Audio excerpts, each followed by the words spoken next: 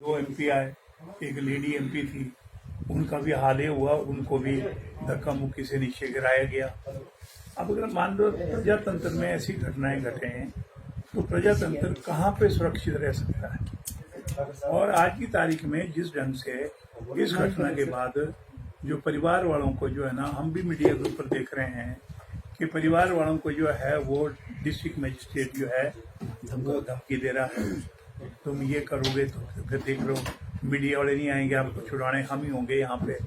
तो अगर मान लो ये घटनाएं ऐसी घट रही हैं और सरकार उसमें जो है वो जलती हुई चीज में जो है वो घी डालने का काम कर रही है, उसको और ज्यादा जो है ना वो उग्र कर रही है, तो मैं कहूँगा ये तो एक तरफ जो है किसानों के जो दुर्गति करी इस सरकार ने, एक तरफ जो है ना ये कर लिया इन्होंने कि भाई जो बिल लेके आए, जो एक्ट बन गया, राष्ट्रपति ने जो है ना उसकी मंजूरी दे दी। अपोजिशन वाले बोलते रहे, लेकिन इसमें किसी को भी ना कोई विचार करने का समय दिया।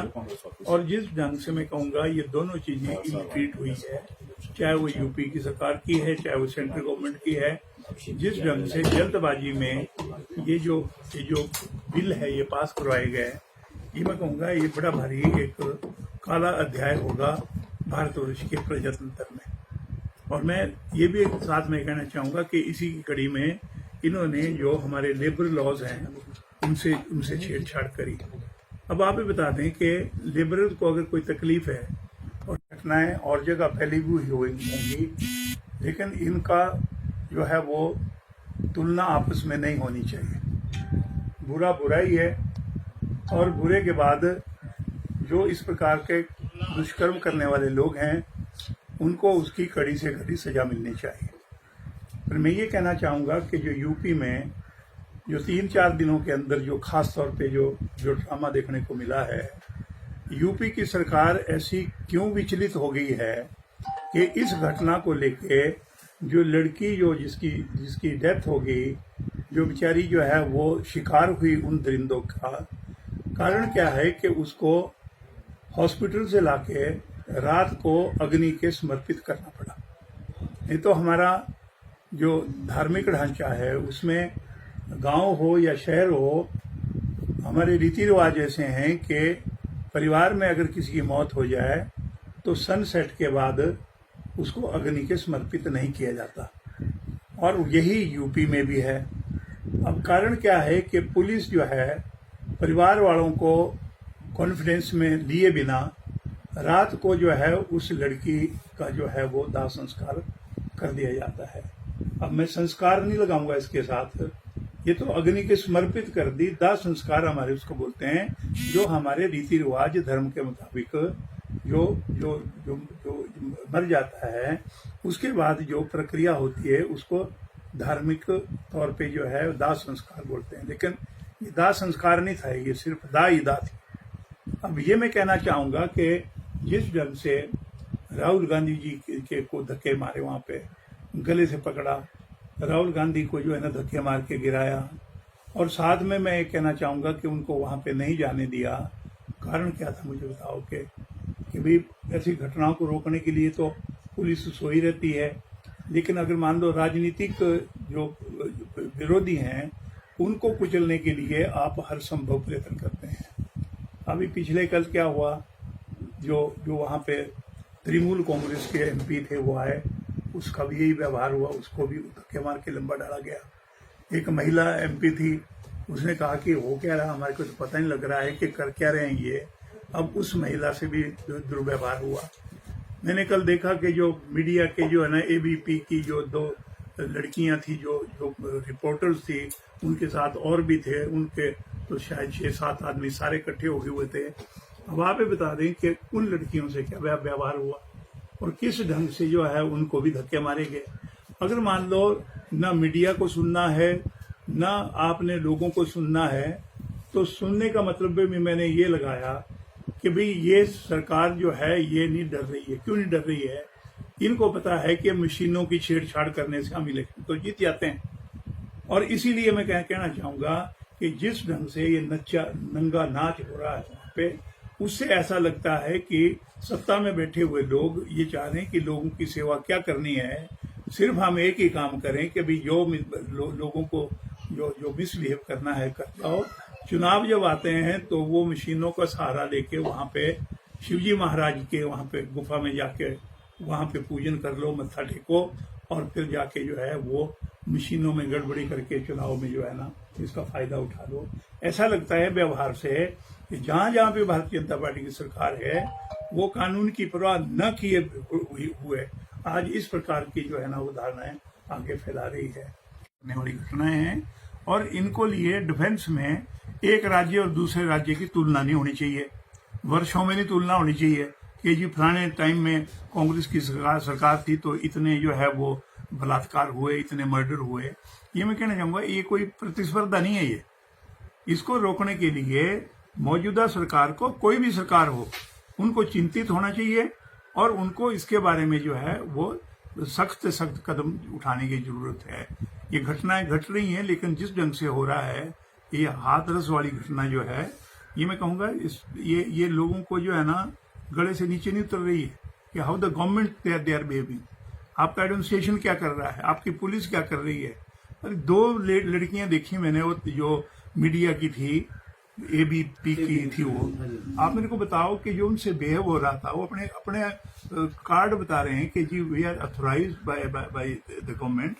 अब आप मुझे बताओ कि उनको भी धक्के मारे जा रहे हैं। एक बच्चा अंदर से आया, चोर दरवाजे से पीछे से आया, खेतों से होता हुआ, तो जब पुलिस वाले नजर आए कि वो भाग गया, वो बोलता मेरे मेरे मेरे मेरे ताए को जो है ना छाती के ऊपर जो है ना लाते मारी उन्होंने, वो भी सुना हमने। अब आप भी बता दें कि भी सरकार करना क्या चाह रही है उसको, और उसमें मेरे को बताओ कि रात के अंधेरे में उसको जो है वो लाश को जो है वो अग्नि के समर्पित करना, ये कोई हमारी संस्कृति के मुताबिक नहीं है। हमारे अपने अपने रिवाज है।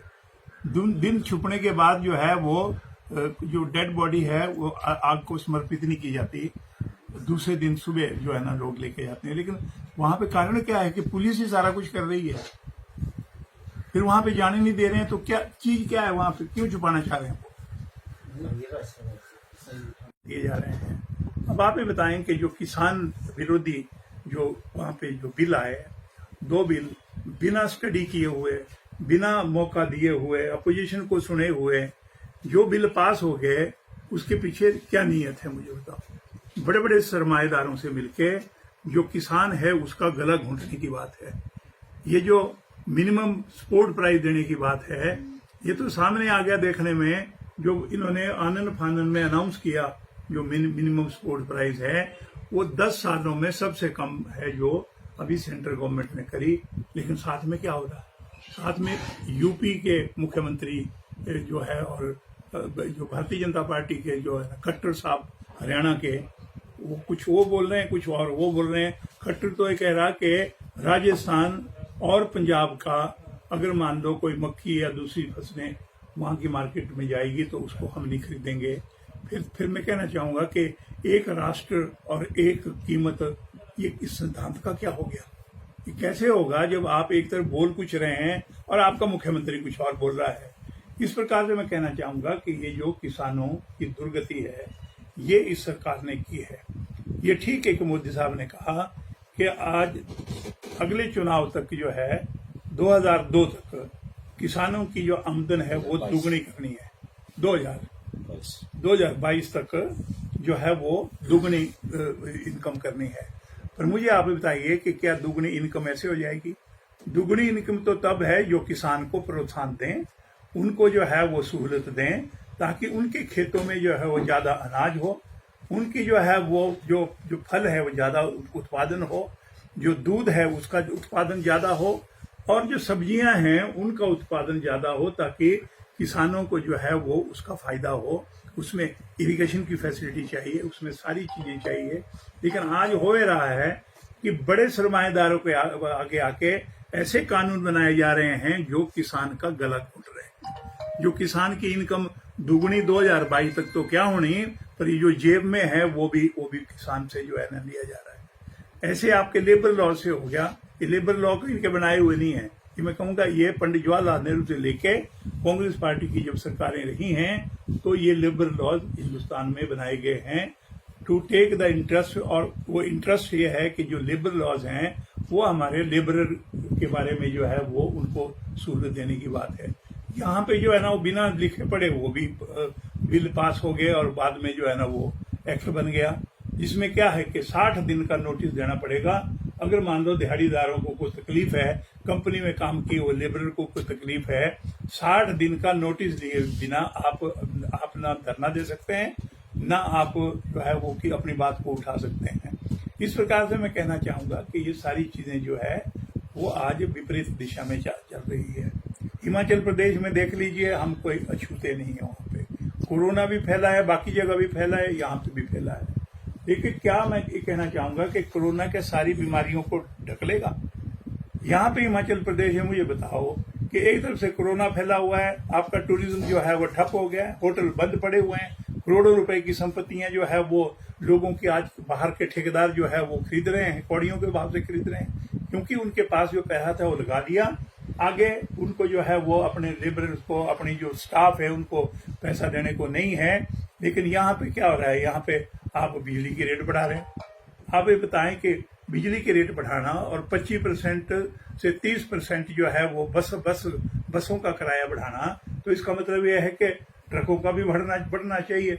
जो हमारी एसेंशियल कमोडिटीज हैं उनके ऊपर भी इसका प्रभाव पड़ेगा। ये मैं कहूँगा ये लेबर लॉज और ये जो किसानों के लिए जो है ना आपने जो बिल लेके आया, जो एक्ट बन गया, ये मैं कहूँगा ये कोई ना किसानों के हक में है और ना ये जो है हमारे जो लेबर क्लास है उनके हक में है। ये मैं कहूँगा इन परिस्थितियों में सारी चीजें जो है वो लोगों के सामने हैं। और आज मैं कहना चाहूँगा मुल्क की दुर्दशा है। आज राज्य सरकार कुछ कह रही है, जितने मैं कहना चाहूँगा कि जितने इन्होंने वायदा किया था और ये कहा था कि जी हम 2022 तक किसान की डबल इनकम करेंगे, 2 करोड़ हम सालाना जो है वो नौजवानों को रोजगार देंगे पूरे हिंदुस्तान में। यहाँ तो एक ही पटाखे से जो है वो करोड़ों लोगों के रोजगार चले गए, चाहे वो प्राइवेट सेक्टर है, चाहे वो कोऑपरेटिव सेक्टर है। आज लोग जो है वो हताशा में है और आज इन परिस्थितियों में लोगों को जो है वो सोच के आगे चलना चाहिए। और हम क्योंकि विपक्ष में है तो हमने इन बातों को उठाना है, लोगों के बीच में लेके जाना है। लोगों की रीढ़ की हड्डी टूट गई है, इन सारी चीजों को लेके हमने लोगों के बीच में जाना है।